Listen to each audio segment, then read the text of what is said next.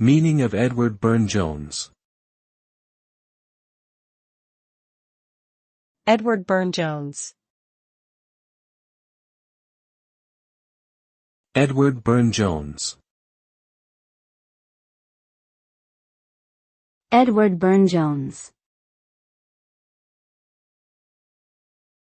Edward Burne-Jones. Edward Burne-Jones was an English artist and designer who was associated with the Pre-Raphaelite movement.